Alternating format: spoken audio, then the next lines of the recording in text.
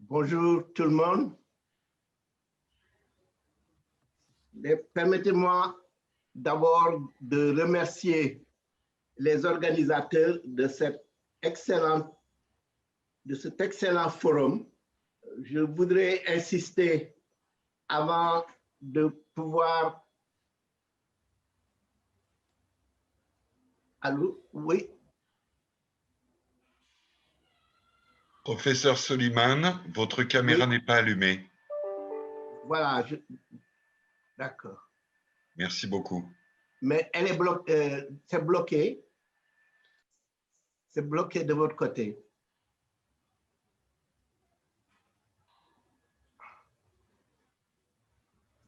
C'est à votre niveau que c'est bloqué. Hein? Je n'arrive pas à l'activer, démarrer la caméra.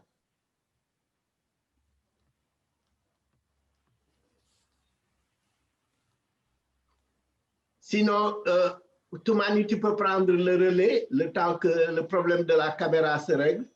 Thank you, co-chair. Thank you very much. Merci, Monsieur le co-président. Merci beaucoup. Aujourd'hui, nous allons discuter du sujet très intéressant sur la biotique et l'éthique. Une brève introduction. Nous savons qu'il y a 70 millions de cas Covid dans le monde entier et parmi ces cas, 1,5 million sont morts depuis. Il vaut mieux donc que l'Afrique, où à l'heure actuelle, nous n'avons que 2 millions de cas avec 55 000 morts. Il est important donc que nous réfléchissions sur l'éthique, qui est importante pour les gouvernements, les populations et encore plus pour le corps médical qui rencontre des problèmes d'éthique. Des problèmes d'éthique sur les ressources, sur la question de savoir qui traiter, quand administrer un traitement et surtout sur la question de savoir comment maintenir les services essentiels. Nous avons le privilège d'avoir d'éminents panélistes et je vais poser une question. Le premier panéliste est Lucas Kesoso, qui est professeur à l'Université de Luxembourg. Professeur Soso, depuis Nuremberg, deux concepts sont devenus essentiels dans le domaine de la recherche. D'abord, l'éthique. How can these two in the context Comment est-ce que ces deux notions peuvent nous aider dans le contexte de la pandémie de la COVID? Social level. Et surtout, You au have niveau politique, médical et social. Vous avez 10 minutes, professeur. Professeur Soso.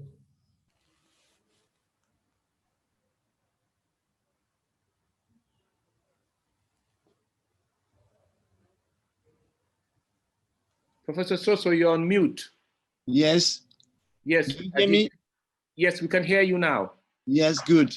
I thank you very much for the presentation. Nous vous entendons maintenant. Merci de m'avoir présenté. Merci de m'avoir donné 10 minutes parce qu'on m'avait annoncé 5 minutes. Et je dois dire que 5 minutes, c'était trop court pour dire tout ce que je veux dire. Maintenant, je vais parler en français parce qu'on m'a demandé de parler français. Organisateurs de ce colloque qui m'ont invité à prendre la parole dans ce forum. C'est avec une très grande humilité que j'accepte l'invitation de participer à cet événement qui se déroule en sol africain et me rapproche de mon pays natal, le Ghana. Donc la question à laquelle je suis invité à répondre est d'une grande complexité. Elle comprend 3 dimensions. Une dimension historique, une dimension systématique et une dimension stratégique. Elle peut donner lieu aux craintes qu'on a habituelles. Elle peut donner lieu à des craintes qu'on a habituellement quand on pose une question à un philosophe et qui consiste à demander un billet de métro et à recevoir un ticket pour un voyage intergalactique. Je ne vais pas essayer de faire tout ce grand tour sur ce problème déjà délicat, mais je vais plutôt essayer de localiser 3 stations qui me semblent assez importantes. Ces 3 stations sont les 3 dimensions que j'ai déjà annoncé, à savoir la dimension historique. Cette dimension historique, à cause des nombreuses évocations de Nuremberg et dans les rencontres mondiales sur l'éthique et la bioéthique, pour motiver et soutenir la prise de conscience des chercheurs. Mais à Nuremberg, nous pouvons aussi ajouter plus proche de nous les expériences et recherches qui ont été faites sur les Noirs aux États-Unis, notamment à l'université de Tuskegee. Et pour ne prendre qu'un exemple, mais il y en avait beaucoup d'autres. On comprend que la bioéthique en tant que discipline est vue d'abord le jour en Amérique du Nord, notamment en Amérique du Nord, et surtout a eu un lien avec le mouvement des droits civils et le mouvement des contestations de l'autorité. La question qui m'a été posée est également systématique car elle exige la mise en relation du discours bioéthique avec ses effets sur la pandémie en cours. Elle n'est pas terminée, cette pandémie, et nous sommes appelés déjà à voir comment la bioéthique peut répondre à des enjeux multiples, voire des dilemmes sur le plan médical, politique et social. Elle est enfin stratégique car elle exige la mise en relation du discours bioéthique avec les effets d'une pandémie, c'est-à-dire elle exige plutôt, après la mise en relation du discours bioéthique, à une réflexion qui passe à l'action. Il passe à l'action bioéthique pouvant demeurer tout à fait ineffective si après la réflexion bioéthique, on ne passe pas à des actions concrètes. Mais comme je n'ai que 10 minutes, je vais passer très rapidement au développement de ce problème qui me semble plus global, mais qui touche aussi l'Afrique en particulier. Je dirais que pour parler du Covid en général, elle a révélé avant tout la fragilité des liens sociaux et politiques faite de méfiance d'un grand nombre de citoyens vis-à-vis de leurs dirigeants. Donc la désinformation constante et soutenue a alimenté une certaine méfiance et creusé davantage le fossé entre gouvernants et gouvernés. Donc c'est une des toutes premières révélations de cette pandémie. Deuxièmement, la pandémie a accentué une réaction endémique habituelle au milieu universitaire et intellectuel qui consiste à polémiquer contre l'État ou les gouvernements et à appliquer un discours de soupçon systématique contre les autorités politiques. Or, pour peu que l'on réfléchisse, que l'on soit chercheur ou universitaire, la pandémie se révèle être une sorte de décision sous incertitude. Beaucoup de gouvernements devaient décider sous incertitude. D'abord, une incertitude qui concerne la non-connaissance suffisante du virus. Et deuxièmement, il faut prendre des décisions très rapidement parce qu'on ne peut pas attendre toutes les informations de recherche avant de prendre ces décisions-là. Mais dans les milieux universitaires, on n'a pas eu beaucoup de compréhension pour ces hésitations des gouvernements qui attendaient les informations des véritables pouvoirs qui se sont constitués dans cette pandémie et qui étaient les pouvoirs de la médecine, des chercheurs en médecine et des médecins, des gens sur le terrain. Il faut ajouter à cette désinformation provenant de certains groupements politiques, à cette désinformation et cette attitude intellectuelle, des désinformations provenant de groupements politiques ou autres qui adoptent une attitude de déni de la pandémie et surtout un déni qui a semé le trouble dans l'esprit de beaucoup de citoyens et accentué leur désorientation. Donc le Covid-19 a déclenché une avalanche de production et d'analyse des théories politiques, du moins dans les universités, qui a conduit le plus souvent à leur relativisation face à la question de savoir si le programme des théories politiques et l'image qu'elles convoitent de la société du vivre ensemble était à même de répondre aux défis du Covid-19. Je veux dire par là que quand on voit la production de théories politiques qui a été faite en si peu de temps, on se demande si la pandémie n'a pas provoqué une sorte de remise en cause depuis les sciences politiques jusqu'à la sociologie politique des théories habituelles. Et c'est ce qui ressort de cette littérature. Cette avalanche de production en elle-même positive, parce qu'elle traduisait l'engagement des chercheurs dans cette lutte, dans cette mobilisation contre la pandémie, a ouvert les yeux sur la nature des régimes politiques. Et ça aussi, c'est un phénomène très important. D'abord, elle a ouvert les yeux sur la diversité de leurs réactions. Les réactions à la pandémie, donc des gouvernements peuvent se diviser au moins en 3 parties. La première partie, c'est la réaction des régimes autoritaires. On a mis les populations, on a enfermé les populations et on les sent passer par une information systématique.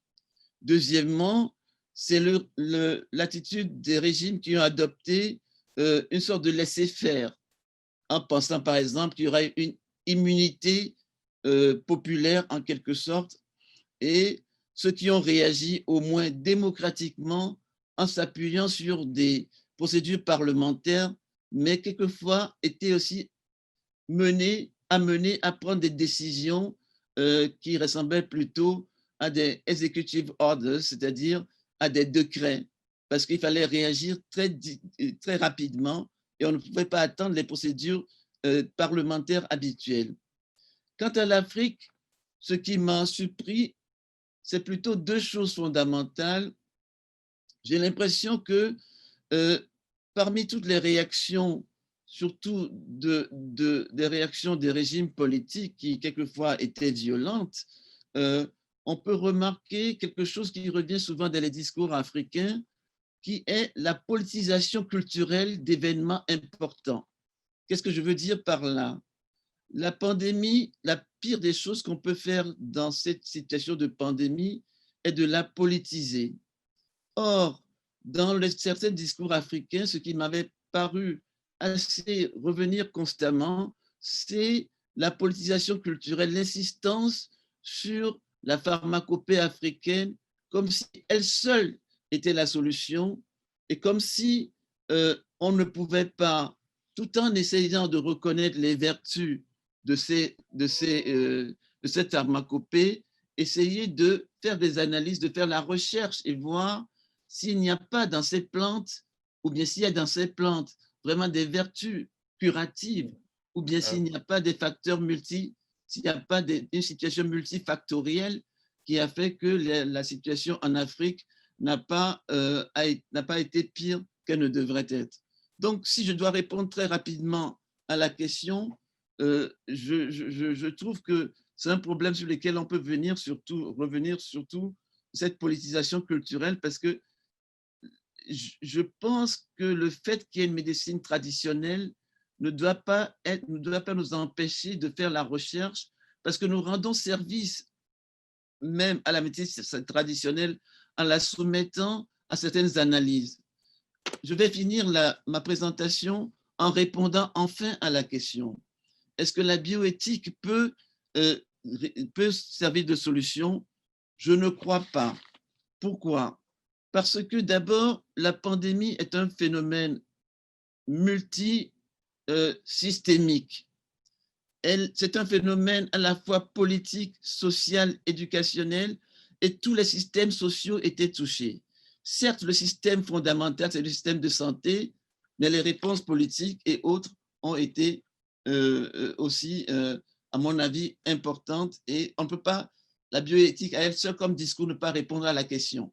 Voilà. Merci de votre attention. Thank you very much, Professor Soso. Yeah. I would like to urge all panelists to translate. Merci, Professeur Soso. J'invite les panélistes à respecter le délai de 10 minutes, ainsi nous pourrons avoir après un débat interactif. Les gens auront besoin de poser des questions. Je pense maintenant au panéliste suivant, c'est le professeur Pierre Effa, président du Congrès panafricain d'éthique et de bioéthique. Professeur, vous êtes la coordination sous les auspices de l'Union africaine du programme éthique et bioéthique sur le continent africain. Les urgences produites par la pandémie remettent en cause des principes fondamentaux d'éthique, notamment comment utiliser le placebo pour l'évaluation des médicaments. Est-ce que nous devons changer les principes que nous appliquons face à cette urgence? Comment est-ce que l'Union africaine entend appuyer les États membres pour qu'ils surmontent les obstacles à la reconnaissance de principes éthiques universels? Vous avez 8 à 10 minutes, professeur. Professeur Effa. Thank you, Professor Toumani. Je vous remercie, Monsieur le Président. Est-ce que vous m'entendez? Ce n'est pas très clair, mais nous vous entendons.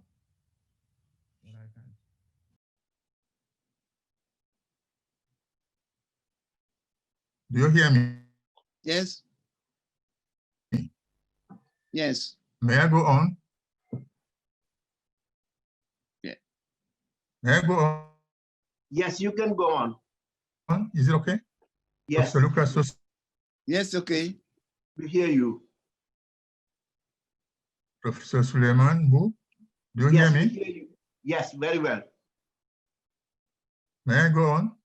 Yes, please go on. Please go on. We hear you very well. All right. Yeah. Donc, permettez-moi de m'exprimer en français. Je dois d'abord très sincèrement remercier le professeur Awa-Marie Corsec, présidente du comité scientifique, Madame le ministre d'État, je vous remercie infiniment pour votre invitation.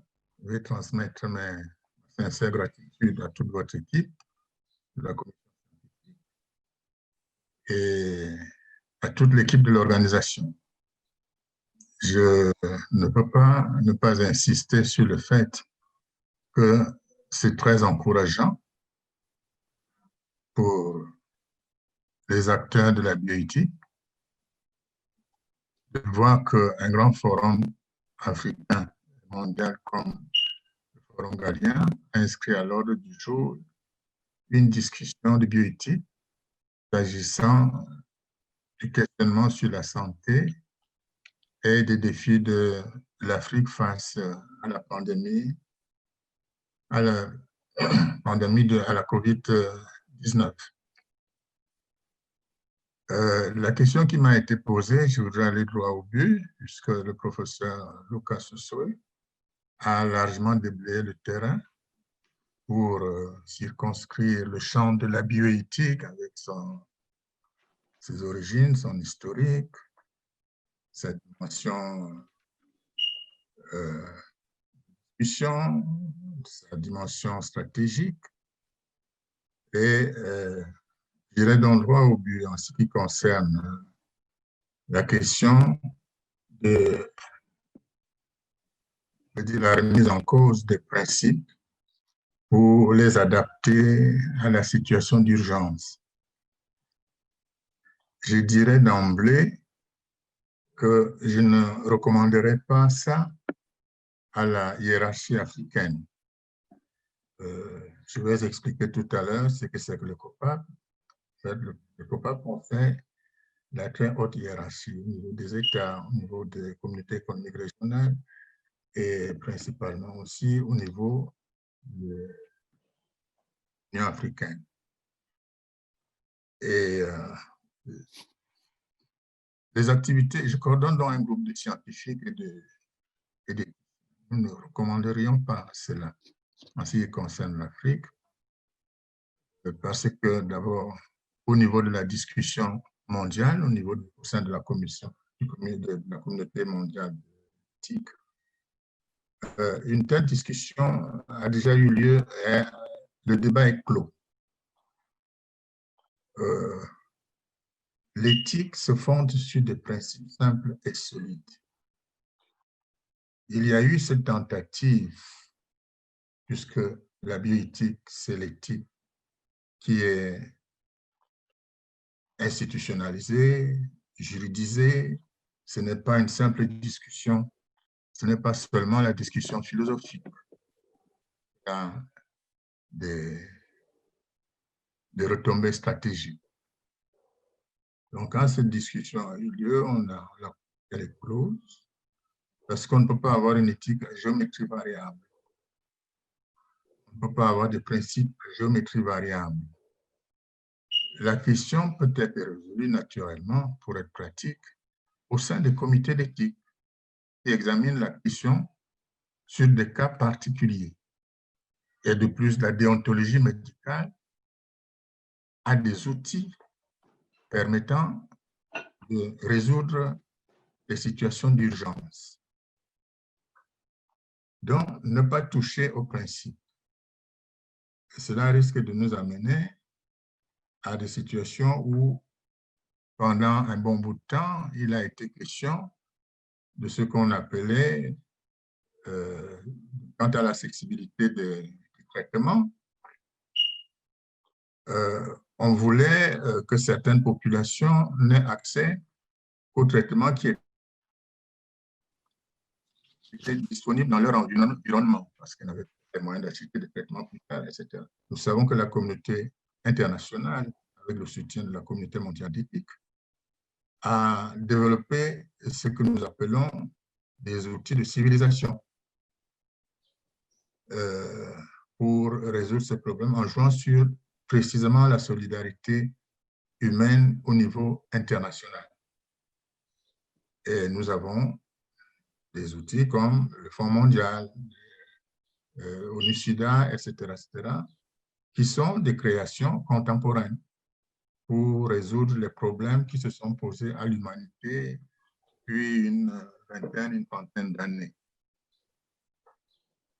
Donc, on ne touche pas au principe. On voit des adaptations possibles culturelles au cas par cas, en ce qui concerne donc la solution à trouver. Et si on touche au principe, on risque, au niveau de l'Afrique, d'avoir des descentes dangereuses. Nous avons suivi des polémiques, des interventions à la télévision et dans la presse en général, où il était question d'aller faire vite, très vite des essais en Afrique et ramener les résultats. L'Afrique n'a pas de moyens de contrôler. On sait où ça commence le débordement, mais on ne sait pas où ça se termine. Parce qu'il y a un très long en Afrique depuis l'époque coloniale qui fait que l'Afrique est le réservoir de cobayes pour la recherche médicale mondiale. Il est certainement temps d'arrêter tout cela. Mais en ce qui concerne donc l'œuvre de l'Union africaine, je voudrais donc à ce stade expliquer ce que c'est que le groupe dont je coordonne les activités. Ce groupe s'appelle le Congrès panafricain d'éthique et de bioéthique. Il est issu d'une décision du sommet de bioéthique que les chefs d'État ont tenu lors d'un sommet de l'OUA. Et il a vocation d'assurer dans la continuité institutionnelle et historique de ce sommet. Et il rentre dans le cadre du mouvement de la Renaissance africaine. Et il y occupe le volet éthique à travers le mouvement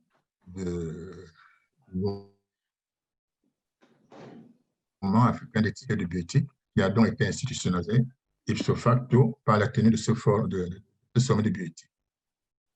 Et les développements se font dans le cadre de la mouvance actuelle de la réforme des institutions de l'Union africaine et surtout du développement stratégique du plan de développement de l'Afrique, qui est l'agenda 2060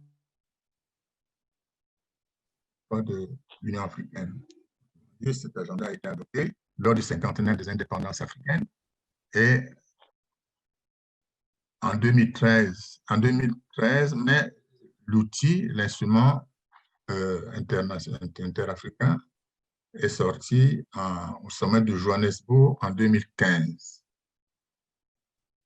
Et dans ces sciences-là, conformément au programme du COPAP, il est question que l'Afrique dispose d'un espace intégré d'éthique qui utilise des outils précis. Ces outils sont mis en place par une task force continentale que nous appellerons du médicament. Il y a d'autres domaines, mais dans le domaine de la santé, le COPAP développe une task force africaine du médicament qui comprend d'abord un espace de discussion de toutes les forces vives de la nation africaine impliquées dans les questions de santé et de recherche. On appelle cet outil la conférence internationale africaine sur la recherche médicale et biomédicale. Et c'est aussi le lieu du dialogue entre l'Afrique et ses partenaires des autres continents dans ces domaines. Un autre outil de cet espace éthique intégré, de cette task force, c'est l'observation de bioéthique. Nous le développons avec les universités européennes,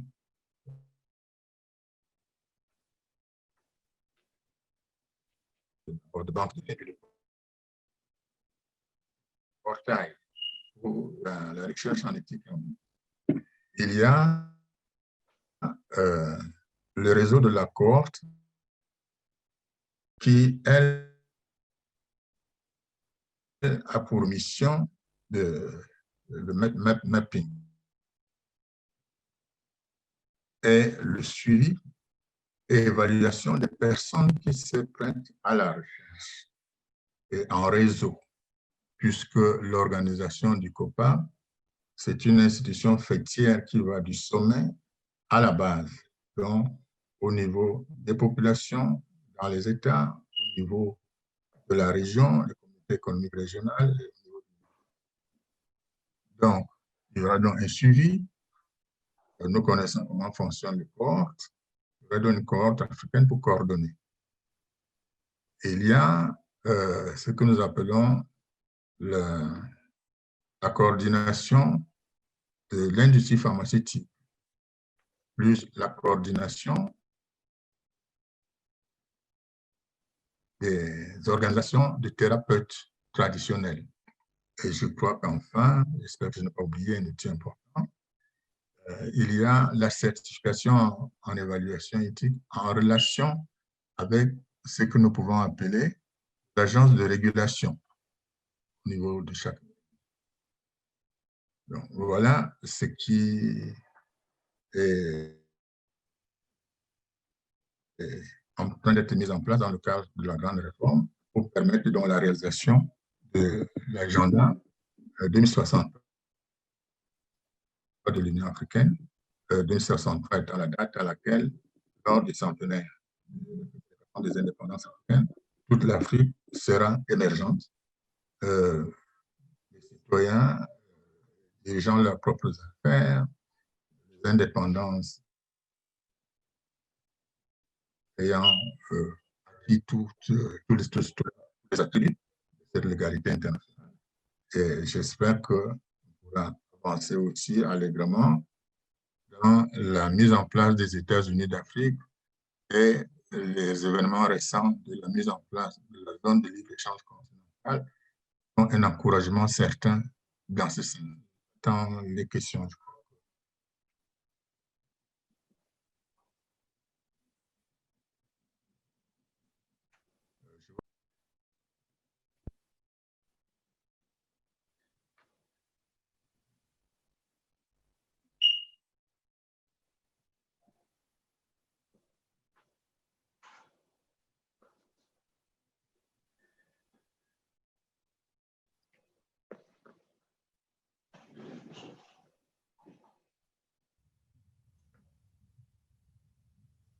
Professor Effa, can you hear me? Yes. Effa, est-ce que vous m'entendez? Suleiman, can you hear me? It's okay, Bernard. Monsieur Suleiman, est-ce que vous l'entendez? Oui, il a arrêté de parler, mais je vous entends. Allez-y. Continuez votre intervention.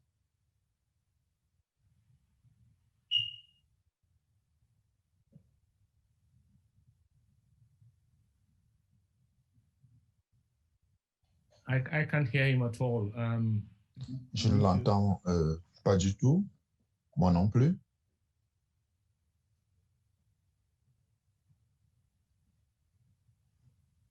Professeur Suleiman Bou, Oui. de mon côté, j'ai terminé. J'attends des questions éventuelles. D'accord, on ne vous a pas entendu sur la dernière partie. Vous pouvez reprendre un tout petit peu La dernière partie qui les concerne conclusions. Voilà. ce qui est prévu au niveau de l'Union africaine, ce qui s'est fait au niveau de Voilà. l'Union africaine et surtout qui est prévu. D'accord. L'Union africaine, puisque le COPAP a ce mandat qui a été donné en 2013 par la 20e conférence de l'Union africaine, et précisément le 25 janvier à Addis Ababa. Mandat a été accordé au COPAP d'être le partenaire de la Commission de l'Union africaine dans son domaine d'expertise, c'est-à-dire l'éthique et la bioéthique. Et c'est à partir de ce mandat que le COPAP déploie son activité. Et cette activité se déploie dans la mise en place et le fonctionnement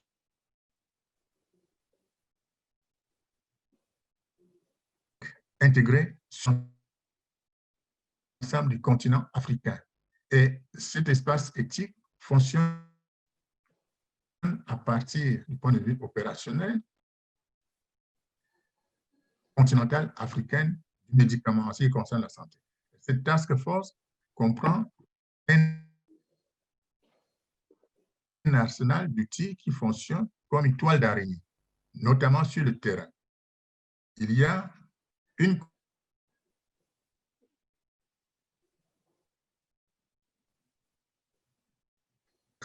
africaine, la recherche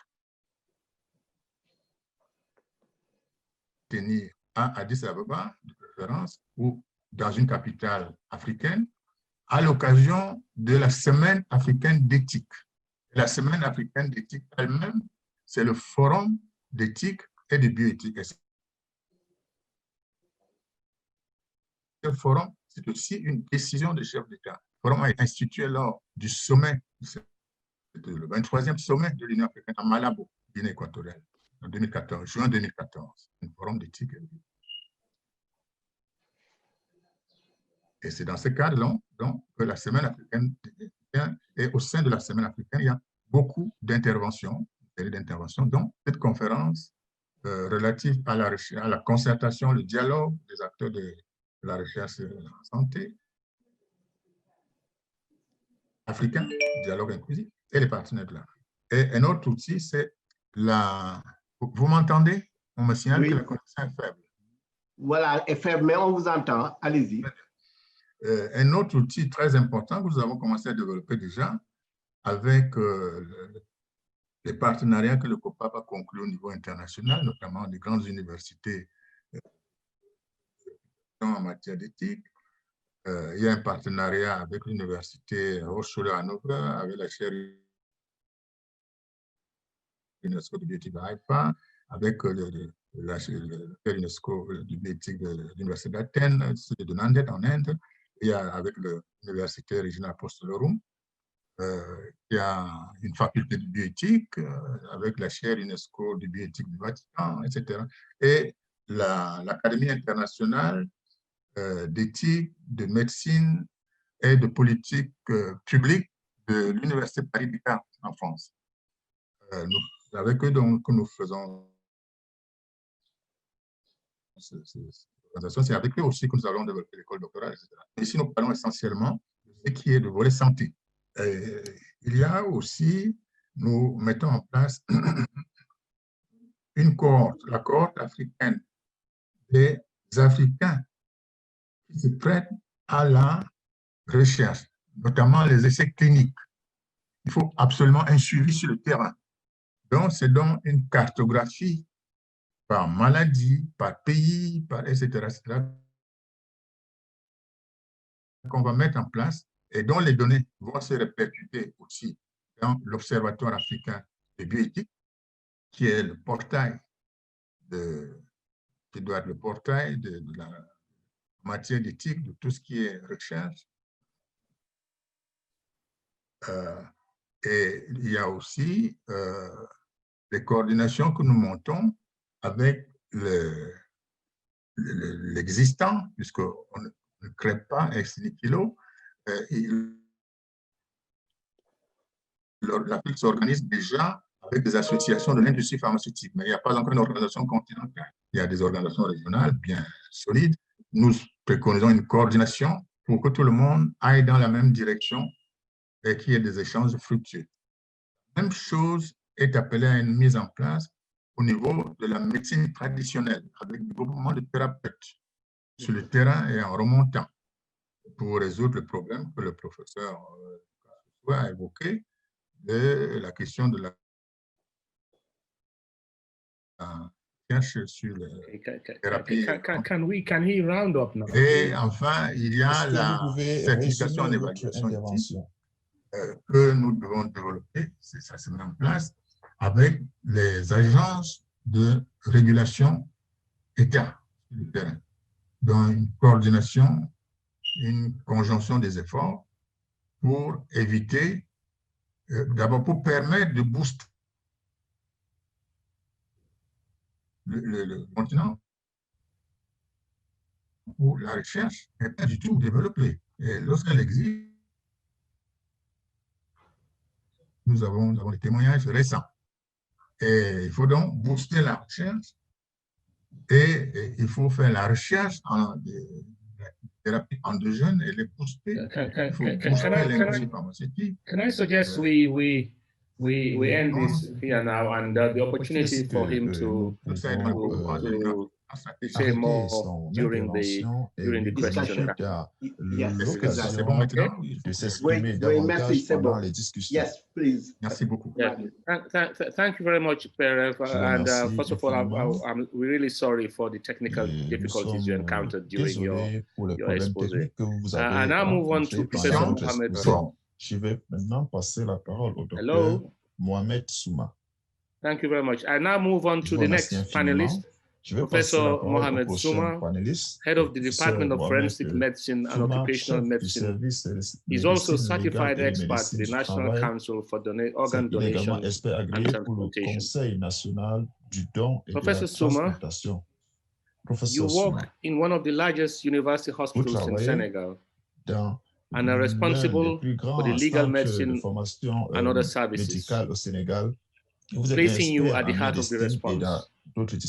What ethical lessons can we learn from the management of the COVID-19 pandemic? Leçons en matière d'éthique que nous pouvons apprendre de la pandémie à Covid. Merci, Monsieur le Président. Merci, Professeur Cora. J'espère que vous m'entendez bien. Oui, très bien. Je voudrais d'abord remercier le professeur Eva-Marie Cole et tout son staff, ainsi que le comité scientifique, et saluer ici nos maîtres, le professeur Mboup et tous les autres panélistes, nous donnant ainsi l'opportunité de parler de l'aspect éthique de cette pandémie. Je vais partager avec vous mon écran, le PowerPoint que vous pourrez suivre. C'est pour dire d'ores et déjà que cette pandémie a changé, ça ne défile pas, c'est bon, elle a changé notre perception du soin.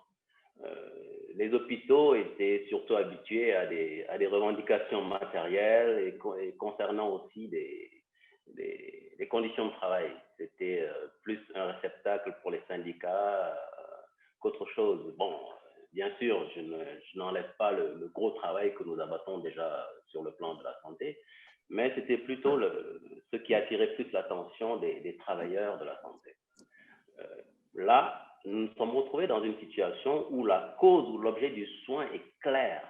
C'est un virus qui est potentiellement mortel, quel que soit le chiffre de mortalité.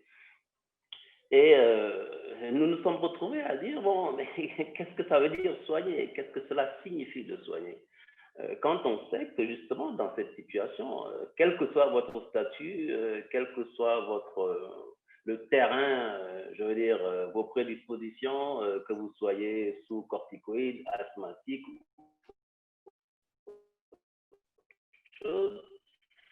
on vous demande de vous mettre en danger et de s'exposer au risque contagieux de la pathologie.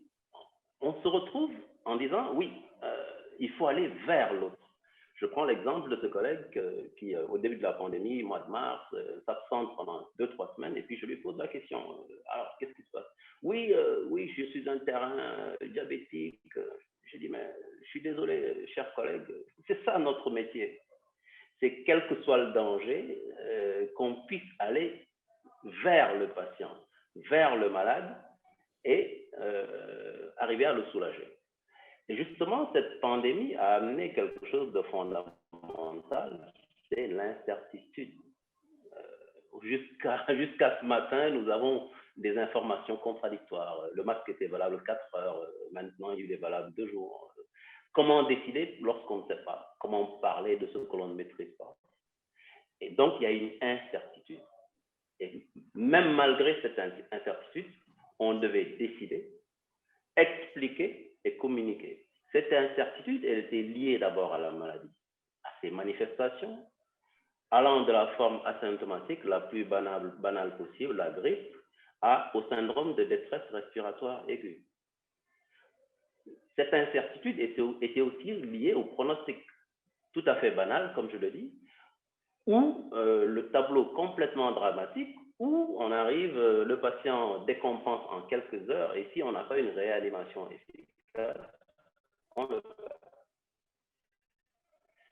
fait.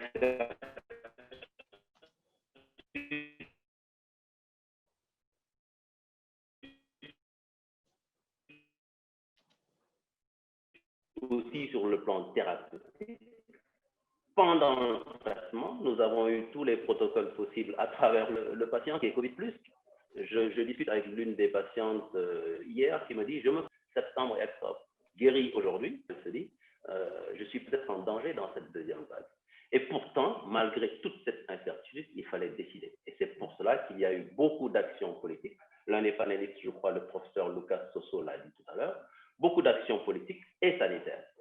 Bien sûr, dans ça, il y a eu des tensions éthiques, notamment pour le personnel de santé, l'insuffisance d'équipement, je pense que c'est partout dans le monde, et de protection individuelle. Nous avions tous peur d'aller au-devant de ce patient, et pourtant, nous affrontons des maladies beaucoup plus dangereuses tous les jours sans avoir la même inquiétude. Et bien sûr, nous avons eu ce matraquage médiatique avec des informations incessantes qui ne sont pas forcément une communication utile. Et bien sûr, nous avons eu cette, je ne citerai pas une chaîne européenne bien connue, mais lorsqu'il y a justement des événements de ce type, nous avons des informations qui tournent en boucle et qui alimentent une angoisse généralisée. Bien sûr, avec un bal des experts, chacun est expert dans son domaine, on manque même des fois de retenue sans manquer de respect aux collègues et bien sûr de prudence scientifique. Et ce qui est vérité aujourd'hui ne l'est pas forcément le lendemain. Et chaque espoir que l'on donne à travers les médias devient une vérité scientifique. Et dans tout ce méli-mélo, dans tout cet imbroglio, je devrais dire, quelle est justement la place de ce citoyen lambda qui, sur le plan éthique, s'est retrouvé très démuni. Il a commencé d'abord à entendre parler de patients contacts, citoyens contacts, de citoyens suspects. Alors, la disponibilité des tests, ça a été un problème éthique. Ils étaient aléatoires et manifestement insuffisants dans tous les pays africains. Les critères objectifs et subjectifs entraient en compte puisqu'il y avait une commercialisation hors circuit de tests, notamment de tests sérologiques, qui permettaient, selon la classe sociale et le lieu de dépistage, d'avoir peut-être d'autres types de tests. Et bien sûr, surtout pour ce citoyen, nous avons certes appliqué des préceptes de santé publique, tout à fait reconnus, normaux, mais nous avons créé un isolement. Cet isolement a entraîné une vulnérabilité sociale. Ce monsieur nous connaissons la situation des citoyens africains qui vivent au jour le jour, donc il ne peut plus aller chercher la dépense quotidienne, il devient vulnérable sur le plan social. Une vulnérabilité sanitaire parce que probablement le manque de lits aussi, notamment de lits chauds de réanimation, le mettait en danger. Et bien sûr, à terme, ce qui nous menaçait, c'était cette mort sociale avec une déshumanisation et une atteinte aux droits fondamentaux. Parce que n'oublions pas que l'éthique reste un problème de principe. Ensuite, après le patient qui était testé, cette fois-ci qui était positif, on parle du patient traité maintenant. Nous avons mis beaucoup trop de moyens dans les différents pays en général pour les patients asymptomatiques. Nous sommes en période d'épidémie, c'est une hospitalisation d'office et bien sûr, il y a une restriction des libertés. Le professeur Soso l'a dit tout à l'heure, les États le plus souvent ont utilisé des décrets, voire des lois pour pouvoir y arriver et donc restreindre les libertés. Et bien sûr, dans cette restriction des libertés, notamment dans le traitement des patients, nous avons eu des fois, dans les conceptions des centres de traitement, une grande restriction des libertés. Pour ce patient qui est asymptomatique, et qu'on enferme dans une chambre de moins de 20 mètres carrés pendant 15 jours, voire des fois 21 jours, voire plus. Et l'un de mes patients, il me taquine toujours en me disant, il m'appelle maintenant procureur, non plus docteur ni professeur, mais procureur parce que il dit que je l'ai déposé dans un centre de traitement pendant 15 jours, alors que je l'avais au téléphone toujours, tous les jours, quoi. Et bien sûr, sur les principes de justice aussi, nous nous retrouvions avec une inégalité de ressources selon le lieu où on était traité, voire une perte de chance des fois, lorsque nous n'avions pas accès à certaines prises en charge. Et bien sûr, sur le plan thérapeutique aussi, nous avons des procédures non consensuelles et avec des prises en charge disparates. Et une question aussi a été relativement à l'autonomie, c'est l'information du patient. L'information du patient, il n'avait déjà pas son mot à donner lorsqu'on voulait l'hospitaliser, mais en plus de ça, lorsqu'on faisait son suivi, on avait des fois du mal à lui expliquer les principes de ce suivi. Et bien sûr, gros point aussi, la COVID nous a bousculé la tradition médicale. La tradition médicale, le secret médical, le secret professionnel reste un pilier de la médecine. Sans confiance, il n'y a pas de confidence, pas de médecine. La confidentialité, avec beaucoup d'informations qui se sont retrouvées à la limite sur la place publique, je devrais dire. Ce pour lequel nous devrions œuvrer aujourd'hui, c'est de garantir l'utilisation des données COVID. Il y a beaucoup d'informations, des données personnelles qui sont dans les structures, qui sont dans les centres de diagnostic, et de garantir à la population aujourd'hui qu'il n'y aura aucune transmission d'autres données relatives au secret médical. De déterminer aussi les personnes, et ça je pense que c'est pour le futur, pour les épidémies à venir, les personnes qui ont accès au système d'information, et bien sûr déclarer les données qui sont reçues comme étant incessibles, bien sûr, et gérer leur supervision. Et en matière de secret médical, ça a été la totale. À la limite, on a eu tellement peur, je vois encore l'image de ce chef de service qui me demande, mais oui, pour ça, oui, l'un de mes éléments a été testé positif. Pourquoi vous ne m'avez pas informé? Je lui dis, mais je suis désolé, chers collègues, ça relève du secret médical. Par contre, je prendrai toutes les dispositions pour qu'il n'y ait pas de contamination, c'est-à-dire isoler ce patient dans l'endroit adéquat. Et puis, nous raisonnons par l'absurde. Et puis, je lui dis, bon, on raisonne par l'absurde. Aujourd'hui, vous, en tant que chef de service, si vous êtes positif au Covid, j'avertis qui? Le directeur de l'hôpital, le ministre de la Santé. C'est pour vous dire qu'en matière de secret professionnel, les digues ont sauté. Comme le dit Bruno Pi, c'est à peu près la même chose. La peur a fait de telle sorte qu'on a connu la même situation que le VIH à ses débuts, avec une angoisse perpétuelle, généralisée, voire un sentiment de mort. Et bien sûr, cette mort aussi a posé des problèmes sur le plan éthique. La mort, elle est omniprésente, qu'elle soit celle d'un proche ou d'une société. Et bien sûr, nous ne pouvons, et malheureusement, il y a un vide réglementaire, il y a un vide juridique concernant la mort. C'est vrai que les autorités réglementent le constat de décès, la délivrance des papiers administratifs, mais après, derrière, comment le corps est pris en charge jusqu'à son enterrement, son incinération ou autre chose, quel que soit le lieu où on se trouve, il y a un vide juridique. Or, même si nous disons, nous avons entendu dans les discours politiques, nous sommes en guerre contre la COVID, même en période de guerre, les charniers ne sont pas permis. Donc, il faut, pour cette société pouvoir prendre en charge ces morts. Les pouvoirs publics étaient tenaillés entre un risque sanitaire et un respect des cultes et des religions. Et face à ce no man's land sanitaire et juridique, nous avons commencé par des restrictions en empêchant l'inhumation par les familles. Et nous avons connu dans notre hôpital une véritable intifada où une famille est venue réclamer à coups de jet de pierre. Et pendant longtemps, je pense que l'assouplissement en prenant les mesures idoines pour arriver à une non-contamination, mais quand même dans le respect des règles d'inhumation d'une société, doit participer justement à la régulation de cette société. Bien sûr, il y a un autre aspect que je n'évoque pas ici, l'aspect dans lequel on arrive actuellement, ce sont les vaccins. Il se posera aussi un problème éthique dans la distanciation dans les pays africains. Je termine en disant que c'est un message d'espoir quand même. Nous avons de très bons chiffres en Afrique, à qui rendre grâce. Chacun aura son interprétation. Mais cette pandémie nous rappelle à notre propre humanité.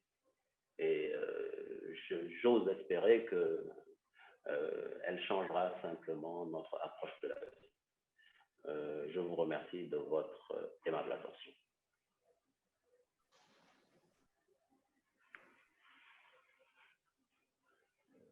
You are on mute. Toumani, you are on mute. Thank you very much, Professor, for those real life. Merci, professeur, pour vos expériences. Je vais à présent passer la présidence de cette séance au professeur Suleiman.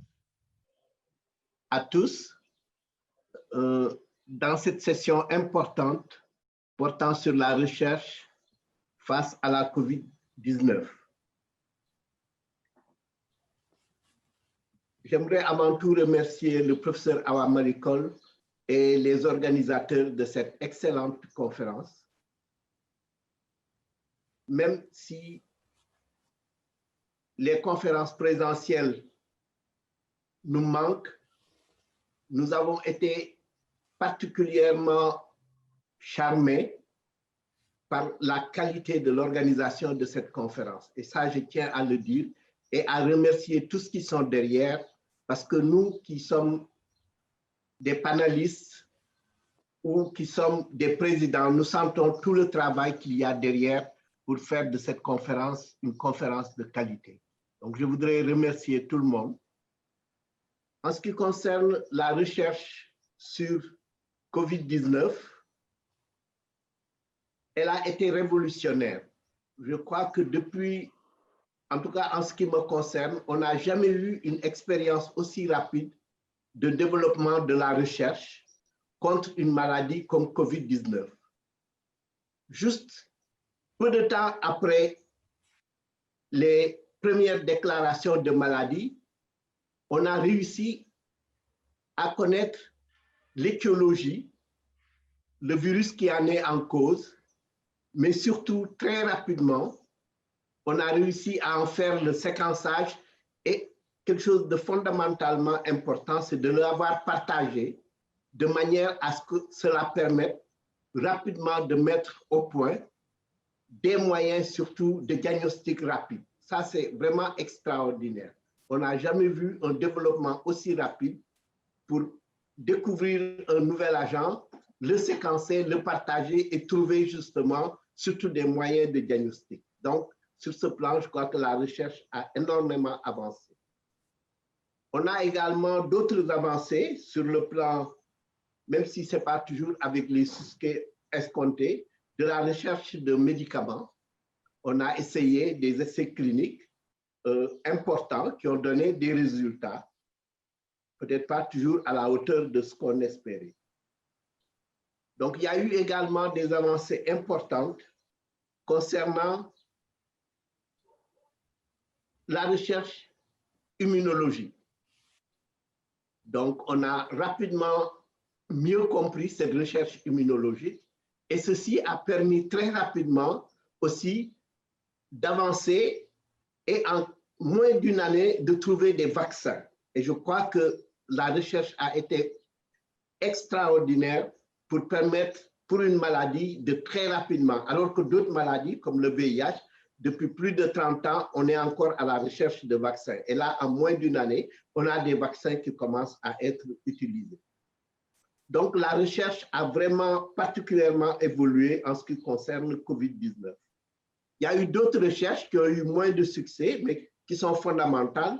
C'est les recherches également épidémiologiques et en particulier les modélisations. Il y a eu beaucoup d'essais de modélisation qui n'ont pas toujours été, disons, donné les résultats qui sont escomptés, mais qui sont importants. Des recherches aussi importantes, c'est des recherches comportementales et socio-anthropologiques. Ça, je crois que ça a été quand même un atout important pour les mesures qui ont été prises. Donc, la recherche a fait des avancées extraordinaires. En matière de recherche également, il y a la situation de l'Afrique avec justement une proportion de 3 à 4% et des cas de COVID dans le monde et des décès. Et ça, on n'a pas toujours l'explication. Il y a eu quelques avancées, notamment l'âge de la population africaine, notamment l'immunité de la population africaine, notamment les types de virus. Mais un facteur qui m'a paru important, c'est l'expérience. L'Afrique a vu venir COVID et a su tirer un exemple des expériences qui étaient des autres pays et a su mettre en place des plans de contingence. Et je crois que c'est multifactoriel, mais il reste important, surtout pour nous, Africains, de comprendre pourquoi cette situation et qu'est-ce qu'on peut en attendre. Donc, voilà des questions qui, je pense, vont revenir dans cette thématique sur la recherche. Je pense que le professeur Salim n'est pas présent, si je ne me trompe. Donc, je vais donner la parole au docteur Farba Faye. Merci, professeur. Bonjour à tous. Voilà, il faudrait que je puisse vous poser une question pour orienter votre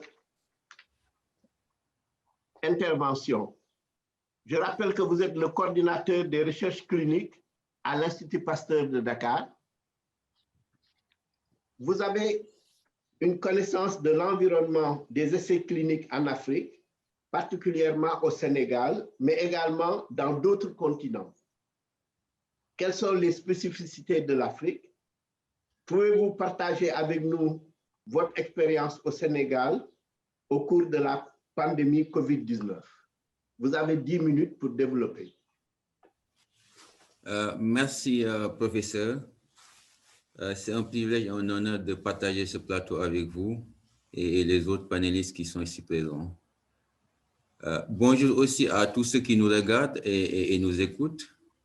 Je remercie également le professeur Eva Marie Kosek, ministre d'État, qui nous a donné, et le comité scientifique également, qui nous ont donné cette opportunité pour pouvoir contribuer au succès de ce grand événement-là.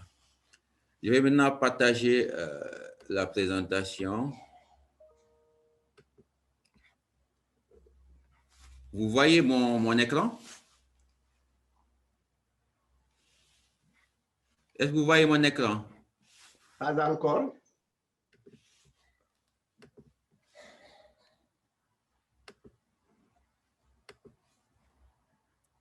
OK, je pars dans partager. OK. C'est bon. Je vais dire pour un moment. C'est bon, on voit l'écran. D'accord. Voilà, je vais parler des essais COVID et l'expérience en Afrique. Je sais que chacun parmi nous travaille d'arrache-pied pour qu'on puisse trouver des traitements efficaces pour traiter le COVID et des vaccins efficaces pour prévenir l'infection. L'Afrique représente 2,3% des infections, ce qui en fait le continent le moins affecté. C'est la coloration en bleu en bas. L'Afrique représente également 2,3% des décès, ce que vous voyez en bleu en bas.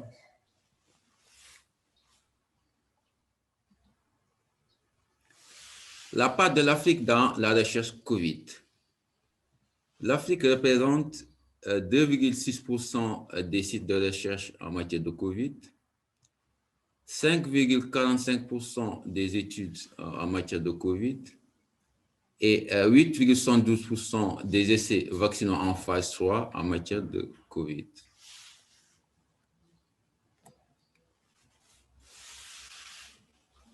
Mais vous voyez que l'Afrique est bien préparée pour conduire des essais cliniques de haute qualité. Et les exemples sont nombreux.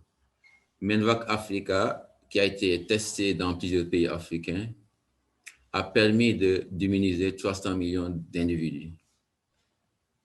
Les vaccins Ebola également de Johnson & Johnson et de Merck, testés en Afrique, ont permis de mettre fin à la plus grande épidémie survenue en RDC.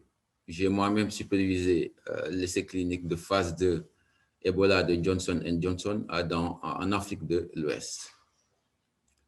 Il y a aussi d'autres initiatives comme le CONCVAC du CDC, l'Anticorps qui est coordonné par le DNDi et les essais solidarité de l'OMS qui sont venus renforcer les capacités des sites de recherche en Afrique. On va parler en détail dans les diapos suivantes.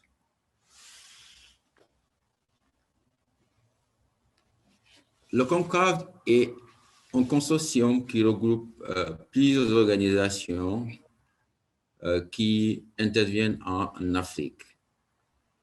Et ce consortium vise à renforcer les capacités et préparer des sites qui soient capables de conduire des essais cliniques de haute qualité.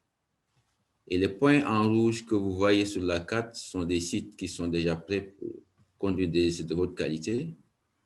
Et les points en noir sont les sites à préparer pour être capables de conduire des essais cliniques de haute qualité. Il y a le consortium Anticorps, également un consortium coordonné par le DNDi qui est à Genève, en Suisse, et qui regroupe aussi également beaucoup d'organisations qui interviennent en Afrique. Ce projet a pour but de tester plusieurs traitements en Afrique, et je pense que c'est la plus grande étude jusqu'à présent sur le COVID réalisée en Afrique, et ce sera sur 13 pays que vous voyez maintenant sur la carte, et les instituts respectifs qui vont conduire ces essais cliniques-là. On a les essais solidarité l'OMS. Il y a l'essai solidarité sur le traitement, et on sait que l'Afrique du Sud a participé sur cet essai-là. Et sur cette diapo, on voit les 250 sites qui ont proposé leur candidature pour participer à cet essai vaccinal de grande envergure. Et comme vous le voyez sur la diapo, il y a une vingtaine de pays africains qui ont proposé leur candidature pour participer à cette grande étude. Et moi-même, j'ai proposé une candidature au nom d'un site sénégalais, et j'espère que des sites africains sont choisis, ce n'est pas déjà fait, pour participer à cet essai-là. Cependant, il y a des points faibles. Je peux citer le système de management de la qualité, qui est un point faible dans les sites de recherche en Afrique. Actuellement, je suis impliqué dans un grand projet qui a été financé par l'Union européenne et Novartis et MV à Genève pour renforcer les capacités de plus de 20 pays en Afrique et plus particulièrement mettre en place un système de management de la qualité. Et je pense que ces sites-là aussi, aussitôt renforcés, vont pouvoir contribuer à conduire des essais cliniques COVID et d'autres maladies également. Les différences, on a parlé d'éthique au début de cette session, et je pense que l'éthique est un thème qui est avant, pendant et après la conduite des essais cliniques. Donc, c'est un thème très important. Et la différence au niveau des régulations locales dans les différents pays africains et aussi en point faible.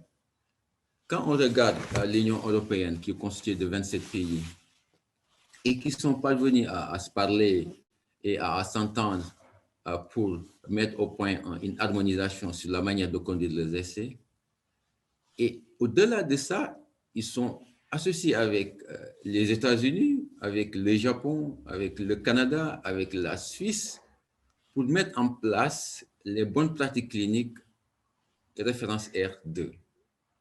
Et si maintenant, en Afrique, on regarde qu'on a 54 pays, et si on voit que ces Africains-là affichaient ce même schéma, ça allait faire du bien.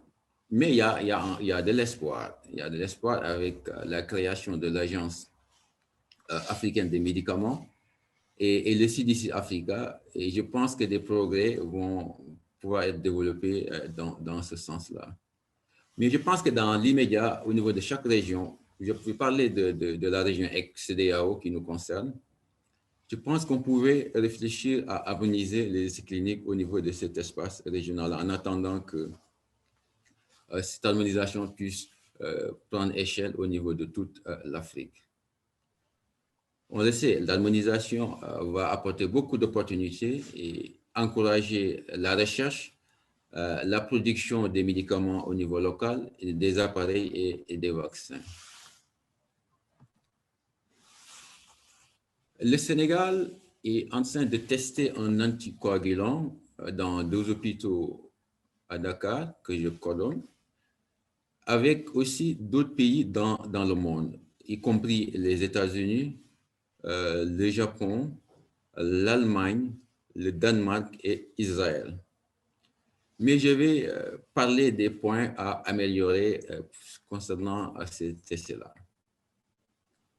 On a noté une lenteur au niveau de la réglementation locale, de la soumission et l'approbation des protocoles. De façon classique, le comité d'éthique se réunit mensuellement en présentiel. Et moi, je pense, en ce qui concerne le COVID et en situation d'urgence, je pense que comme on le fait actuellement avec cette conférence-là en visioconférence, je pense que les membres pouvaient adopter la même méthodologie, faire des sessions hebdomadaires très rapprochées, même 2 fois par semaine, 1 fois par semaine, pour accélérer l'examen et, voilà, et les questions réglementaires concernant tous les projets qui sont soumis au comité. On sait qu'il y a beaucoup de projets qui sont soumis au comité d'éthique, donc ce serait vraiment intéressant que des sessions virtuelles très rapprochées puissent se tenir pour accélérer ce processus de réglementation. Docteur Faye, vous avez 2 minutes encore. Il y a aussi le problème de consentement. On a noté que dans cet essai-là, il y a des patients qui sont fatigués, qui sont hospitalisés. Et leur donner des papiers pour remplir et signer n'est pas du tout facile. Et on souhaiterait que le comité d'éthique réfléchisse sur comment autoriser le consentement électronique au niveau des essais COVID. On a vu aussi que le site est débordé et trouve actuellement pas beaucoup de temps à consacrer au niveau des essais. Le problème de la calibration et de la maintenance des équipements aussi est réel. Il y a aussi un autre problème qui est la validation des systèmes de capture de données électroniques, ce qui nous a obligés à faire des CRF papier et aussi à faire une double entrée, ce qui va provoquer beaucoup de pertes de temps et embaucher beaucoup de personnel pour la capture des données en double saisie. On a noté aussi des problèmes au niveau de la pharmacie, pas totalement équipée, il n'y a pas beaucoup de sécurité. L'accréditation et l'articulation manquent au niveau des labs et on a aussi noté des lenteurs dans la mise en place des différents instituts ou outils qui doivent nous aider à avancer dans cette étude. Mais il y a un problème majeur que j'ai noté, c'est qu'il y a beaucoup de services qui sont impliqués dans cette étude-là, par exemple l'imagerie médicale, la cardiologie, les labs qui testent des tests de COVID dans l'espace de Dakar et la réanimation. Et ce qu'on a noté, observé, c'est que la plupart de ces personnels-là n'ont pas été formés aux bonnes pratiques cliniques et ne font pas partie du site du personnel. alors qu'ils produisent des données qui sont utilisées dans cette étude-là. Et la conséquence est celle-ci. Vous voyez cette diapo-là, ça c'est un résultat d'interprétation d'un scanner qui est utilisé dans l'étude et qui est apparemment pas lisible. Et ça, ce n'est pas de la bonne documentation. Mais ce n'est pas facile pour nous de dire à un personnel qui ne fait pas partie du personnel du site de venir faire une formation sur les bonnes pratiques cliniques. Ça aussi, c'est... Merci, Dr. Faye, de conclure. On a encore un autre membre qui doit présenter. Merci, j'en ai fini. Merci beaucoup.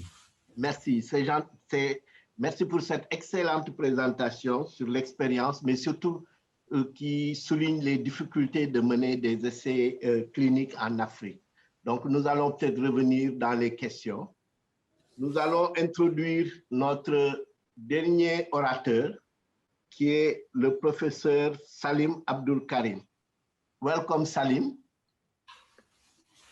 So, Professor Salim Abdul Karim is the director of the Center. Le professeur Abdul Karim est le directeur de la recherche sur le programme SIDA en Afrique du Sud, CAPRISA, une institution merveilleuse qui est basée en Afrique du Sud. Donc, professeur Salim Abdul Karim, vous faites partie des personnes les plus reconnues dans la recherche sur le sida. Et vous faites de la recherche pour le respect de la dignité, pour la justice et l'égalité. Les conditions d'essai doivent être les mêmes partout. Quelles sont les opportunités et les obstacles qui existent pour l'Afrique? Vous avez vu une minute. Merci, Monsieur le Président. C'est un plaisir et un honneur pour moi d'être ici avec vous aujourd'hui. J'espère que je pourrai répondre aux questions que vous avez posées. Lorsque nous prenons l'Afrique,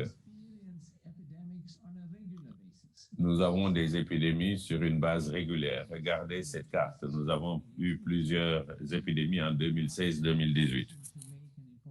Donc, nous pouvons faire une contribution importante, surtout lorsqu'il s'agit de la COVID-19 en Afrique. Vous pouvez voir les opportunités de recherche.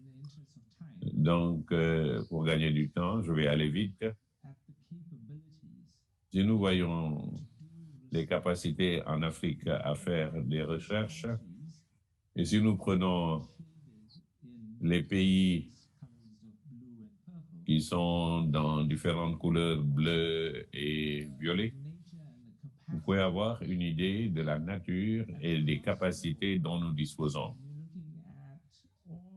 Et si l'on prend tous les différents essais,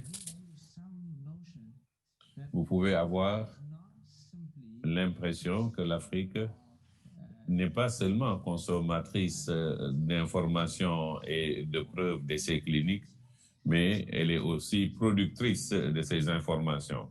Si l'on prend le VIH, vous pouvez voir en rouge le nombre d'essais de vaccins qui ont été effectués en Afrique sur le VIH. Il en va de même du paludisme. Et vous pouvez voir que pour le paludisme aussi, nous avons des essais. Donc, les opportunités qui existent sont importantes. Maintenant, comment pouvons-nous exploiter cela? Comment pouvons-nous utiliser ces capacités? CDC, le CDC Afrique a été créé pour mettre en place un consortium pour les essais cliniques et il s'appelle CONGVAT. Il s'agit de réunir toutes les capacités en matière de recherche en Afrique pour faire face à la question de la COVID-19. Et lorsque nous voyons les résultats actuels de ces essais de vaccins, voilà les 4 essais qui ont déjà publié leurs résultats. Nous pensons que nous pouvons faire un vaccin hautement efficace. Et c'est une bonne nouvelle. Et maintenant, il y a des choses que nous ne savons pas encore sur les essais. Par exemple, il y a des articles par les pairs qui sortent. Les études ne sont pas claires. Est-ce que les vaccins protègent contre les maladies graves et les maladies non graves? Et ensuite, il y a le problème de la sûreté et de la sécurité. Il reste encore beaucoup à apprendre. Et nous avons plusieurs autres essais de vaccins. Et j'aimerais conclure en disant que l'Afrique a déjà une expérience en matière de tests, de création et de tests des vaccins. Nous sommes en train de tester plusieurs vaccins sur le continent, y compris plusieurs vaccins COVID-19. Non seulement nous testons des vaccins, mais nous avons nous-mêmes produit des vaccins. Pour le VIH, par exemple, nous avons créé le Caprisa 256, des anticorps financés par l'Afrique du Sud, le gouvernement sud-africain, l'Union européenne et les États-Unis. Donc, ce dont nous avons besoin maintenant que les parties prenantes s'engagent. Parce que ce que nous cherchons, c'est d'avoir un vaccin efficace qui est facile à conserver et qui donne une immunité. Et je vais terminer maintenant. C'est une chose de faire de la recherche. Il faut que nous puissions aussi penser à l'accès à la production, à la distribution et à la mise en œuvre. Pour conclure maintenant, je dis que l'Afrique contribue de manière significative à la recherche et au traitement et à la recherche sur les vaccins dans le cadre de plusieurs partenariats. Nous avons organisé des vaccins, une recherche et développement avec les populations africaines, les gouvernements. Et ceux-ci doivent contribuer plus. Nous pouvons le faire de telle sorte que nous respections toutes les normes d'éthique. Et nous devons impliquer la communauté pour veiller à ce que personne ne soit laissé sur la route. Je vous remercie. Professeur Salim, pour cette contribution qui, comme d'habitude, nous éclaire énormément, et merci aussi d'avoir tenu dans le temps. Nous avons 10 minutes encore pour la session, pour la discussion. Je n'ai pas reçu beaucoup de questions. Une question concerne l'immunité collective en Afrique. Et les participants peuvent également prendre la parole ou envoyer juste des messages par rapport à des questions. Je voudrais répondre à cette question, mais laisser aussi le professeur Salim donner son impression. Selon notre expérience, il existe effectivement une immunité collective, en tout cas au Sénégal, parce que nous avons réalisé des enquêtes et ces enquêtes ont montré des taux variables selon les populations, mais qui dans certaines populations d'anticorps qui peuvent aller jusqu'à 40%. Donc le virus a circulé à un moment, mais n'a pas permis justement une protection totale. Parce que quand on fait une immunité collective, on vise un certain taux qui est au moins de 60 à 80% et on ne l'a jamais atteint. Donc, ceux qui s'inquiètent pour justement cette seconde vague en Afrique peuvent justement comprendre que même s'il y a eu immunité, elle n'est pas suffisante, mais ceci aussi est important pour les futurs vaccins. Parce que dans notre choix, et le professeur Salim va le confirmer, nous devrons faire appel à des vaccins qui auront des taux d'immunité collective qui pourront protéger la population. Donc, c'est ce que je voulais dire rapidement. Il y a aussi une question sur la deuxième vague en Afrique. Qu'est-ce que vous en pensez? So, Professor Salim, it's this question regarding the herd immunity in Africa. What do you think? And also the second wave of HIV in different countries in Africa, if you can explain. Les autres panélistes peuvent aussi répondre. On n'a pas beaucoup de temps, mais également les participants, s'ils ont des questions, peuvent également les poser. So, Professor Salim, floor is yours. Professeur Salim, vous avez la parole. Merci beaucoup, professeur Mboup. En fait, la question est particulièrement importante. Et la notion selon laquelle la manière dont nous devons contrôler cette maladie, c'est de laisser une propagation naturelle, mais c'est une notion qui est très dangereuse. Et maintenant, elle a été abandonnée comme stratégie. La réalité, c'est que lorsque le virus se répand dans une communauté, le niveau d'exposition au virus et l'immunité disponible est quelque peu plus élevé que les cas que nous avons. Et la raison, c'est que il y a une haute proportion d'infections traumatiques. Et dans plusieurs parties de l'Afrique, nous avons des anticorps, je crois que c'est possible, de 8,1% à 70%. Donc, cela me paraît logique. Maintenant, c'est quoi l'immunité collective pour la COVID-19? Ce n'est pas une question très simple. L'OMS dit que c'est entre 60 et 80%. Mais beaucoup d'entre nous reviennent à la formule de base qui est utilisée. Nous dirions entre 60 et 70%. Mais donc, l'immunité collective varie. Lorsque la population est dense, cela peut changer.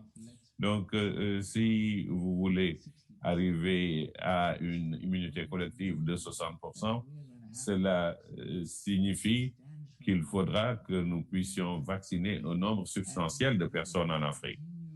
Et il nous faudra aussi continuer à utiliser des mesures préventives, les masques, la distanciation sociale, le lavage des mains pendant quelques temps.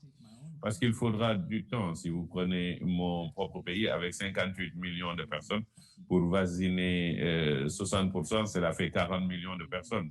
Si nous voulons vacciner 1 million par mois, ce qui n'est pas du tout facile, alors il nous faudra 40 mois en plus de 3 années. Donc, la communauté, plutôt l'immunité collective n'est pas un concept dont nous pouvons parler maintenant, mais c'est une vision, nous pourrons l'atteindre que dans plusieurs années.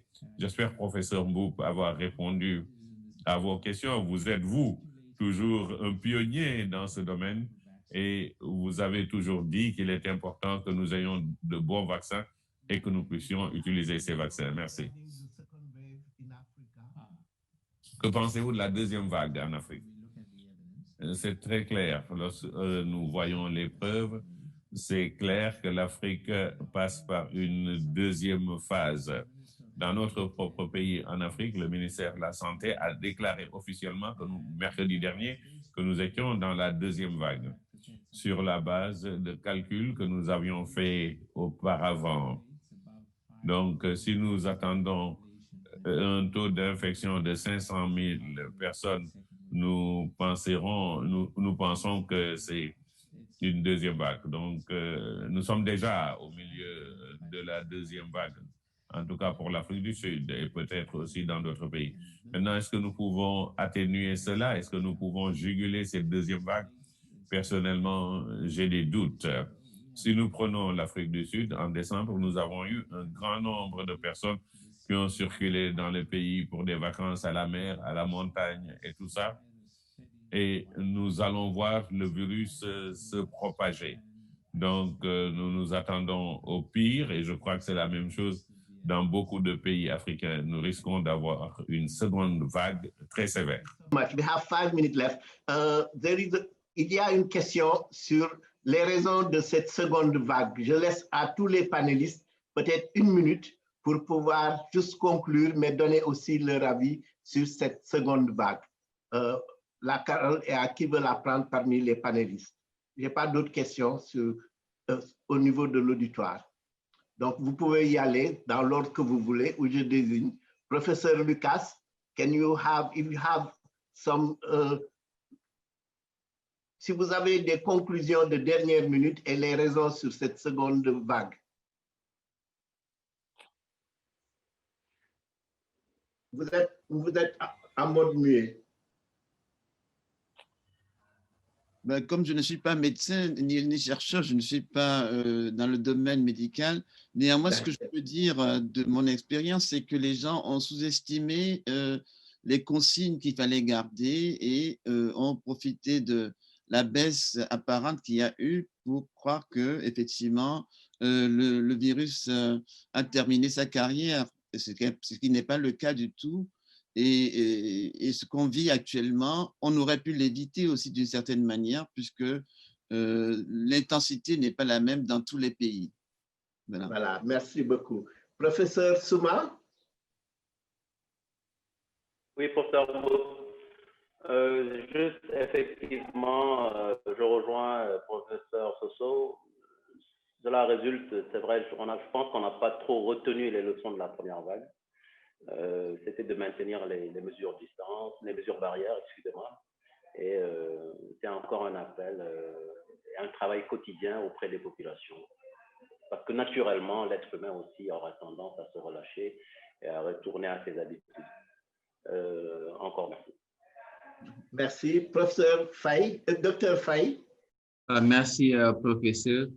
Moi, je pense que c'est un peu compliqué, surtout pour notre pays. On l'a vu, il y a eu des événements religieux qui rassemblaient des millions d'individus et qui n'ont pas 2 ou 3 semaines après eu des conséquences comme une vague d'infection. Mais ce qu'il faut noter est que pendant ces événements-là, les gens étaient préparés et il y avait tous les moyens qui étaient mis à disposition pour que les gens puissent se protéger. Et les gens étaient sensibilisés et en première ligne, les chefs religieux. Donc, au cours de ces événements-là, tout était bien prévu pour que l'infection soit bien contrôlée ou sa transmission. Mais après ces événements-là, on a vu que vous circulez à l'intérieur des villes de Dakar ou à l'intérieur du pays, les gens ont relâché ces gestes barrières-là et on pensait que la pandémie, disons, l'épidémie était déjà partie en ce qui nous concerne. À mon avis, cette deuxième vague-là est due au relâchement de la population en général concernant les mesures barrières. Et je pense que les gouvernements ont pris la bonne mesure pour renforcer ces mesures-là. Merci beaucoup. Okay, so my friend Toumani, do you have any concluding remarks? Mon ami Toumani, quelques conclusions? Merci, Suleiman. Je crois que notre monde a besoin de retourner à l'histoire. En 1918, entre 1918 et 1920, il y a eu la grippe espagnole. 500 millions de personnes ont été affectées. Il y a eu 50 millions de morts et il y a eu une deuxième vague. Donc, nous n'accordons pas suffisamment d'attention aux leçons de l'histoire. C'est incontournable, la deuxième vague. Maintenant, nous devons retourner auprès de nos populations et leur demander de respecter les mesures barrières de base. Ce n'est pas trop tard. Nous pouvons encore juguler cette deuxième vague. Je voudrais vous remercier, professeur, remercier le comité d'organisation pour une aussi belle organisation malgré les difficultés techniques. Félicitations à vous tous. Donc, nous sommes à la fin de cette session. Merci. Je remercie les participants aussi. Et je remercie aussi nos panélistes. Thank you very much. Thank you. Bye-bye, everybody. Bye-bye. Bye-bye.